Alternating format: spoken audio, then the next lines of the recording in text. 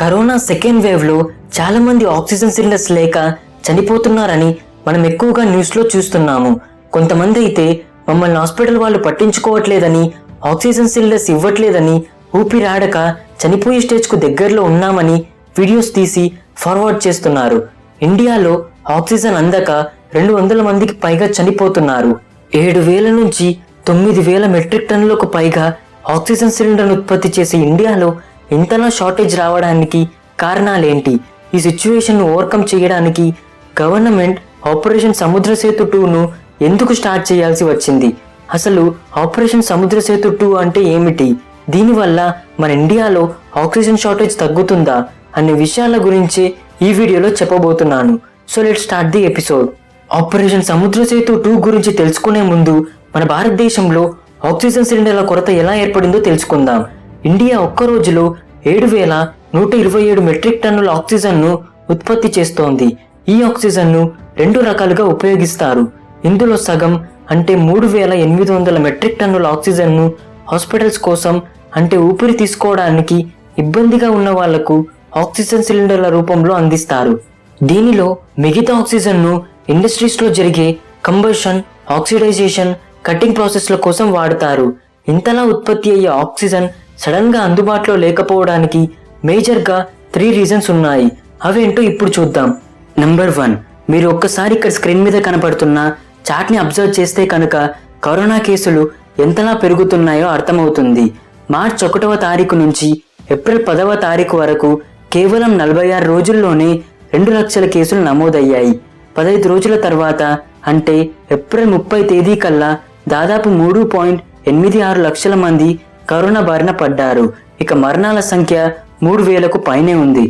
మే 10కైతే ఏకంగా 4 లక్షల కేసులు నమోదయ్యాయి. మరణాలు 4,000కు చేరాయి. ఇంతలా కేసులు పెరుగుతుండడంతో హాస్పిటల్ వాళ్ళు ఒక్కో రోజులో 4,300 మెట్రిక్ టన్నుల ఆక్సిజన్ ను యూజ్ చేయడం మొదలు పెట్టారు. కరోనాకు ముందు హాస్పిటల్ వాడే ఆక్సిజన్ కేవలం 850 మెట్రిక్ టన్నులు. కానీ ఈ సెకండ్ వేవ్ కారణంగా 3-4 రోజులకు వాడే ఆక్సిజన్ ను కేవలం ఒకే రోజులో హాస్పిటల్స్ వాడుతున్నాయి. కాబట్టి ఇక్కడ సిలిండర్ల కొరత ఏర్పడిందని చెప్పవచ్చు. గవర్నమెంట్ ఎలాగైనా బల్క్ క్వాంటిటీలో ఆక్సిజన్ ను సప్లై చేయాలని ఇండస్ట్రీకి వెళ్లాల్సిన దాన్ని హాస్పిటల్స్ వైపు మళ్లించింది. కానీ ఈ కొరతను భర్తీ చేయలేకపోయింది. నెంబర్ 2, ఆక్సిజన్ షార్టేజ్ ఏర్పడడానికి ఇంకొక రీజన్ కూడా ఉంది. అది ఏంటంటే పోయిన సంవత్సరం 2020లో బంగ్లాదేశ్, నేపాల్, భూటాన్, నైజీరియాలో ఇదే పరిస్థితి ఏర్పడినప్పుడు ఇండియా దాదాపు 9,294 మెట్రిక్ టన్నుల ఆక్సిజన్ ను ఎక్స్పోర్ట్ చేసింది. సింపుల్ గా చెప్పాలంటే 1 మెట్రిక్ టన్ను 1000 కేజీలతో సమానం. ఇక్కడ 9,294 మెట్రిక్ టన్నులు అంటే దాదాపు 92,94,000 కేజీల ఆక్సిజన్ ను వేరే దేశాలకు సప్లై చేసింది. ఇలా ఎక్కువ మొత్తంలో సప్లై చేయడం వల్ల ఆక్సిజన్ లో షార్టేజ్ ఏర్పడిందని చెప్పవచ్చు. నెంబర్ 3, ఈ మధ్య ఆక్సిజన్ వాడకం ఎక్కువగా ఉండడం వల్ల అక్కడక్కడ ఆక్సిజన్ సిలిండర్స్ లీక్ అవుతున్నాయి.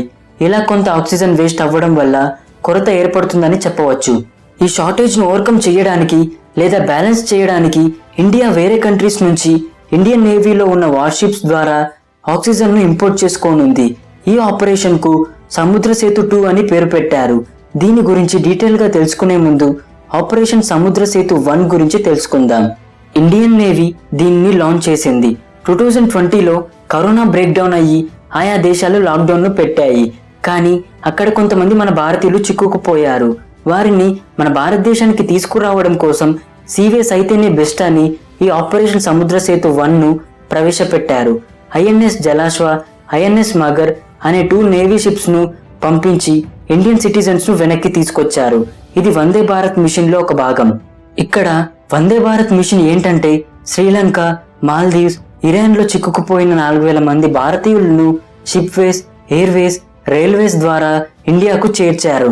ఇప్పుడు ఆపరేషన్ సముద్ర సేతు 2 గురించి డీటెయిల్ గా తెలుసుకుందాం. ఇదొక నేషనల్ మిషన్.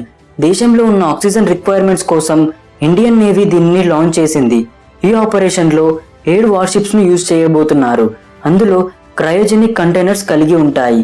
వీటిలో ఆక్సిజన్ ను లిక్విడ్ స్టేట్ లో మైనస్ టెంపరేచర్ లో స్టోర్ చేసి వేరే దేశాల నుంచి ఇండియాకు ఇంపోర్ట్ చేసుకుంటారు. ఆక్సిజన్ తో పాటు కొన్ని మెడికల్ ఎక్విప్మెంట్స్ను తీసుకొస్తారు. ఈ ఆపరేషన్కు మెయిన్ లీడ్ ఆ 7 వార్షిప్సే.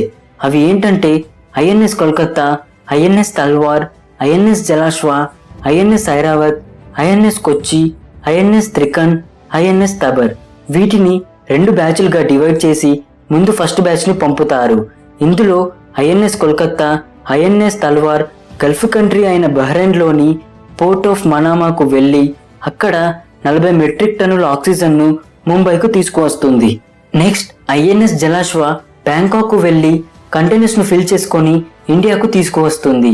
ఆ తర్వాత ఐఎన్ఎస్ ఐరావత్ సింగపూర్కు వెళ్ళి 20 మెట్రిక్ టన్నుల ఆక్సిజన్తో పాటు 4000 ఆక్సిజన్ సిలిండర్స్ను, 10,000 ర్యాపిడ్ టెస్ట్ కిట్స్, 500 పీపీఈ కిట్స్ను ఆంధ్రప్రదేశ్లో ఉన్న విశాఖపట్నం పోర్ట్కు తీసుకువస్తుంది. ఫస్ట్ బ్యాచ్ కంప్లీట్ అయ్యాక సెకండ్ బ్యాచ్ను పంపుతారు. ఇంతలా షిప్స్ను యూజ్ చేసి ఇంతలా టైంను వేస్ట్ చేసే బదులు ఎయిర్ ఫోర్స్ను ఉపయోగించవచ్చు కదా, అవి ఆక్సిజన్ను ఫాస్ట్గా తీసుకువస్తాయి, అప్పుడు వర్క్ కూడా ఫాస్ట్గా కంప్లీట్ అవుతుంది అనే డౌట్ ఒకటి వీళ్ళ చాలా మందికి వచ్చి ఉంటుంది. ఈ ఆపరేషన్లో ఇండియన్ ఎయిర్ ఫోర్స్ కూడా ఇన్వాల్వ్ అయ్యింది. ఇది బ్యాంకాక్, సింగపూర్, దుబాయ్ నుంచి 12 ఎంటీ క్రయోజనిక్ కంటైనర్స్ను ఇండియాకు తీసుకువస్తుంది. ఎంటీ కంటైనర్స్ తీసుకొచ్చే బదులు అందులో ఆక్సిజన్ను ఫిల్ చేసుకుని తీసుకురావచ్చు కదా అని మీరు చాలా మంది అనవచ్చు. ఇక్కడ మనం ఇంపోర్ట్ చేసుకుంటుంది లిక్విడ్ ఆక్సిజన్. వీటిని కోల్డ్ లేదా లో టెంపరేచర్లో ట్రాన్స్పోర్ట్ చేయాలి. దీనికి మండే గుణం ఎక్కువ. ఎయిర్ ఫోర్సెస్ వీటిని లిఫ్ట్ చేసి తీసుకొచ్చేటప్పుడు స్పీడ్కు ఆక్సిజన్ హీట్ అయినా లేదా చిన్న ప్రెషర్ క్రియేట్ అయినా అది అక్కడే మండి చిన్న పేలుడికి దారి తీసే అవకాశం ఉంది. దీనివల్ల ఆ ప్లేన్స్కు అందులో ఉండే మనుషులకు ప్రమాదకరం. షిప్లో అయితే అది వాటర్లో ఉంటుంది కాబట్టి చల్లటి వాతావరణం ఉంటుంది. అవి స్పీడ్ లేకుండా మెల్లగా వస్తాయి కాబట్టి ఆక్సిజన్ను సేఫ్గా ఇంపోర్ట్ చేసుకోవచ్చు. సో ఇలాంటి వాటికి షిప్ వేసే కరెక్ట్. ఈ ఆపరేషన్ కనుక సక్సెస్ అయితే ఇండియాలో ఆక్సిజన్ షార్టేజ్ తగ్గిపోతుంది, ప్రొడక్షన్ పెరుగుతుంది, మళ్ళీ ఎప్పటిలాగే ఇంపోర్టర్ నుంచి ఎక్స్పోర్టర్గా మారే ఛాన్సెస్ ఉంటాయి. ఇది ఇవాల్టి ఎపిసోడ్. వీడియో నచ్చితే లైక్ చేసి మీ ఫ్రెండ్స్ అండ్ ఫ్యామిలీ మెంబర్స్కు షేర్ చేయండి. ఇలాంటి మరిన్ని ఆపరేషన్స్ గురించి తెలుసుకోవాలనుకుంటే ఛానల్ను సబ్స్క్రైబ్ చేయండి. నేను పెట్టే వీడియోస్ మీ మొబైల్కు నోటిఫికేషన్గా రావాలనుకుంటే సబ్స్క్రైబ్ చేయగానే పక్కనే ఒక బెల్ ఐకాన్ వస్తుంది, దాన్ని క్లిక్ చేయండి. Thank you.